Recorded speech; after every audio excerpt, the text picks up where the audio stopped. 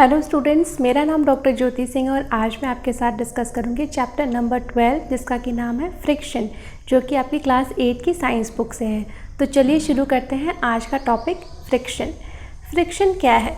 ठीक है, अगर हम सिंपल टर्म्स में समझें कि फ्रिक्शन एग्जैक्टली हम किसको कहते हैं फ्रिक्शन, ठीक है, तो फ्रिक्शन जो है एक अपोजिंग फोर्स है। ठीक है, तो फ्रिक्शन का जनरली जो है हम नेगेटिव सेंस में ही लेते हैं, ऐसी फोर्स या ऐसी चीज़ जो कि किसी भी काम में रुकावट पैदा करे। तो इंग्लिश लिटरेचर में भी आप पढ़ते होंगे कि there is a friction between the two, यानी कि जो दो लोग हैं जिनमें आपस में नहीं पड़ती है तो हम फ्रिक्शन वर्ड का यूज़ करते हैं। बट फ्रिक्शन वर्ड जो है साइंस की लैंग्वेज में हम कहेंगे कि एक रुकावट, एक अवरोध जो चीज़ पैदा करती है उसको हम कहते हैं फ्रिक्शन। ठीक है, तो फ्रिक्शन के क्या फ़ायदे हो सकते हैं, क्या नुकसान हो सकते हैं, फ्रिक्शन कहाँ कहाँ अप्लाई होता है हमारी डे टू डे लाइफ में, मशीनरी में, इंडस्ट्रीज़ में, हम इस चैप्टर में इन सब के बारे में डिटेल में पढ़ेंगे। चलिए शुरू करते हैं ये chapter. You might have seen a driver of A car और अ truck slowing down the vehicle at a traffic signal. You too slow down your bicycle whenever needed by applying brakes. तो आप सबने देखा होगा कि जैसे ही सिग्नल जलता है, रेड लाइट जलती है, तो कोई भी ड्राइवर, कार और ट्रक और इवन आप भी जो कि अब बाइसिकल चलाते हैं तो स्लो डाउन करते हैं। तो स्लो डाउन के लिए क्या करते हैं हम? जनरली ब्रेक्स अप्लाई करते हैं, ब्रेक्स को अप्लाई करते हैं, या अपने जो पैडल मार रहे होते हैं साइकिल की उसको मारना बंद कर देते हैं और बाद में ब्रेक्स लगाते हैं। ठीक है, तो अगर हम पैडल चलाते रहें और अचानक से ब्रेक लगे तो हमें ब्रेक ज़ोर से मारनी पड़ती है। ठीक है, और अगर हमें पता है कि थोड़ी देर बाद हमको जाके रुकना है तो हम अपनी स्पीड पैडलिंग की कम कर देते हैं, तो हम आराम से भी ब्रेक लगाएंगे या नहीं भी लगाएंगे तो हम बहुत आराम से रुक जाते हैं। तो ये रुकावट कैसे आती है? ठीक है, हमें तो मूव करते रहना चाहिए लेकिन हम रुक कैसे जाते हैं? तो ये जो रुकने की जो प्रोसेस है इसमें कहीं ना कहीं फ्रिक्शन इन्वॉल्व रहता है। ठीक है, तो जैसे ही कोई ड्राइवर जो है ब्रेक्स अप्लाई करता है तो जो कार की या ट्रक की जो व्हील्स होते हैं उसके ऊपर एक फोर्स अप्लाई होता है। ठीक है, ताकि इसकी स्पीड कम हो जाए। तो गाड़ी को रोकने के लिए जो हम फोर्स अप्लाई करते हैं तो हम उसको कहते हैं फ्रिक्शनल फोर्स है। तो हम एक फोर्स को अप्लाई करते हैं ताकि हमारी व्हीकल्स मूव करना बंद कर दे। Have you ever thought why a vehicle slows down when brakes are applied? Not only vehicles, any object moving over the surface of another object slows down when no external force is applied on it. यानी कि अगर जैसे कि हम cycle चला रहे हैं और हमने अगर पैडल मारना बंद कर दिया तो थोड़ी देर बाद बिना ब्रेक लगाए भी हम थोड़ी देर बाद रुक जाते हैं। ठीक है, ऐसे तो चलते रहते हैं तो ब्रेक लगाने पे रुकते हैं, लेकिन बिना ब्रेक लगाए भी थोड़े टाइम के बाद अगर हम पैडल मारना बंद कर दें तो हम रुक जाएंगे। तो अब हम किस लिए रुके, किसकी वजह से रुके? ठीक है, तो यहाँ पे भी जो है फ्रिक्शन का रोल आता है। जो आपके टायर है साइकिल के और रोड है उसमें जो है जब वो कांटेक्ट में आती है तो एक फ्रिक्शनल फोर्स जो है आता है उन दोनों के बीच में, आपके टायर और रोड के बीच में एक फ्रिक्शनल फोर्स आता है जिसके की वजह से आपके टायर जो है वो स्लो डाउन होना शुरू कर देते हैं। यानी कि आपके टायर, साइकिल के टायर को आगे बढ़ने से कौन सा फोर्स रोकता है? वो है frictional force. Finally it stops. Have you not seen a moving ball on the ground stopping after some time? आपने देखा होगा क्रिकेट खेलते वक्त कि बॉल जब दूर जाती है, कोई बैट्समैन उसको हिट करता है तो थोड़ी देर के बाद वो खुद ब खुद रुक जाती है, घास पे चलती है। तो आपने ये भी फील किया होगा कि अगर ग्राउंड पे ज़्यादा ग्रास है तो बॉल जो है ज़्यादा दूर नहीं जाती है, उसकी स्पीड थोड़ी देर बाद जल्दी रुक जाती है। लेकिन अगर ग्राउंड पे ग्रास नहीं है तो वो काफ़ी दूर तक जाती है। तो इसका क्या मतलब है कि यानी जो सरफेस है उसके ऊपर जो चीज़ें हैं वो फ्रिक्शन अगर ज़्यादा होगा तो वो चीज़ें जल्दी रुकेंगी, अगर फ्रिक्शन कम होगा तो वो चीज़ें और दूर तक ट्रैवल करेंगी। Why do we slip when we step on a banana peel? तो आपने देखा होगा कि कोई केले का छिलका है, अगर आपने गलती से इसके ऊपर पैर रख दिया तो आप स्लिप कर जाते हैं। तो इसका क्या कारण है? Why is it difficult to walk on a smooth and wet floor? कहीं पे फ्लोर पे अगर कोई चिकनी सरफेस है तो वहाँ अगर पानी गिर गया होगा तो उस पर चलना भी बहुत डिफ़िकल्ट होता है। क्यों? ठीक है, इन सारे क्वेश्चंस का आंसर जो है आज हम इस चैप्टर में पढ़ेंगे। ठीक है, वन बाय वन। जैसे आप फिगर में देख सकते हैं कि बनाना से जैसे हम लोग जनरली तो सरफेस पे चलते ही हैं, लेकिन हम सरफेस पे चलते हुए तो कभी स्लिप नहीं करते हैं, लेकिन बनाना पील आता है और उसके ऊपर अगर हमारा पैर आ जाए तो हम जनरली स्लिप कर जाते हैं। ऐसा क्यों? वो ऐसा इसलिए कि बनाना पील काफ़ी स्मूथ होता है और उसके ऊपर अगर हमारा पैर आता है तो जो फोर्स ऑफ फ्रिक्शन जिसकी की वजह से हम एक स्टेप के बाद दूसरा स्टेप रख पाते हैं, एक स्टेप आप रखते हैं फिर दूसरा स्टेप रखते हैं, क्योंकि आपके जो शूज़ हैं या आपके पैर हैं वहाँ पे एक फ्रिक्शन फोर्स अप्लाई होता है जो कि आपके एक पैर को रोकता है, तब आप दूसरा पैर जो है आगे बढ़ाते हैं। तो इस वजह से जब आपका पैर बनाना व्हील पे आता है तो जो फोर्स ऑफ फ्रिक्शन था वो वहाँ से हट जाता है।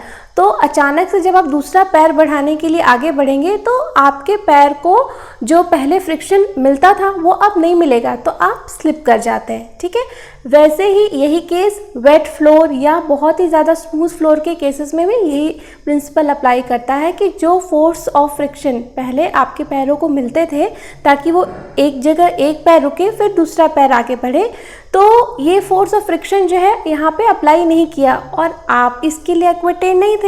ठीक है, तो आप जो है झट से गिर जाते हैं, स्लिप कर जाते हैं। ठीक है, you will find the answers to such questions in this chapter. Force of friction क्या होता है और ये कहाँ कहाँ अप्लाई होता है, एक एक्टिविटी के थ्रू, एक्टिविटी 12.1।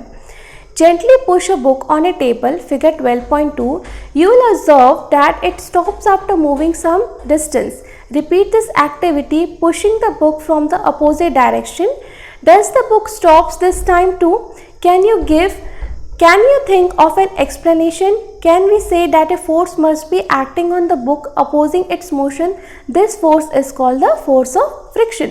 तो आप जैसे इस एक्टिविटी में कहा गया है कि इस एक्टिविटी में एक टेबल पे एक बुक रख लीजिए और उसको ऐसे धक्का दीजिए, तो क्या देखेंगे कि आपकी थोड़ी दूर चलने के बाद वो बुक रुक जाती है। आप इसको डबल चेक करने के लिए अपोजिट साइड से, बी फिगर में आप देख सकते हैं, अपोजिट साइड से धक्का दीजिए तो भी बुक थोड़ी देर के बाद चलने के बाद रुक जाती है। और आप देखेंगे कि इक्वल ही डिस्टेंस दोनों टाइम पे बुक चलेगी, यानी कि चाहे आप राइट साइड से धक्का दीजिए चाहे लेफ्ट साइड से धक्का दीजिए, बुक जो है इक्वल डिस्टेंस ट्रेवल करके रुक जाती है। तो क्या ऐसी चीज़ है जिसकी की वजह से बुक रुक जाती है? तो इसको हम कहते हैं force of friction. Force of friction क्या होता है कि जो बुक की सरफेस है और जो टेबल की सरफेस है, ये जो टेबल की सरफेस है हमको ऐसे खुली आंखों से तो देखने में स्मूथ लगती है, लेकिन अगर हम इसको माइक्रोस्कोपिक लेवल पे स्टडी करें तो इन सरफेसेस के बीच में भी जो कि हमको ऊपर से स्मूथ दिखते हैं, लेकिन वो स्मूथ होते नहीं हैं। जब हम इनकी माइक्रोस्कोपिक स्टडी करेंगे तो इनमें भी बहुत सारे जो है ऊपर नीचे ऐसे ऐसे करके स्ट्रक्चर्स होते हैं, बहुत स्मूथ नहीं होते हैं। और बुक का सरफेस भी बिल्कुल स्मूथ नहीं होता है, रफ होता है। तो जब ये दो रफ सरफेसेस जो कि ऊपर से स्मूथ दिखते हैं लेकिन अंदर से इनके अंदर रफनेस रहती है, तो जब ये दो रफ सरफेसेस आपस में जब कांटेक्ट में आते हैं तो ये एक दूसरे को अपोज करते हैं। चाहे आप इस डायरेक्शन से बुक को थ्रो कीजिए चाहे इस डायरेक्शन से बुक को थ्रो कीजिए, ये ज़्यादा मैटर नहीं करेगा। तो बुक जो है थोड़ी देर के बाद ट्रेवल करने के बाद रुक जाती है। That is because of force of friction that is applied on the book by the table and through which it stops after traveling some distance. You saw that if you apply the force along the left, friction acts along the right. If you apply the force along the right, the friction acts along the left direction. In both cases, the force opposes the motion of the book. The force of friction always opposes the applied force. यानी कि force of friction जो है हमेशा, जो ये point बहुत note करने की बात है कि force of friction जो है हमेशा applied force को अपोज करती है। जैसे मैं ऐसे धक्का दूंगी तो force of friction जो है इसके अपोजिट में एक्ट करेगा।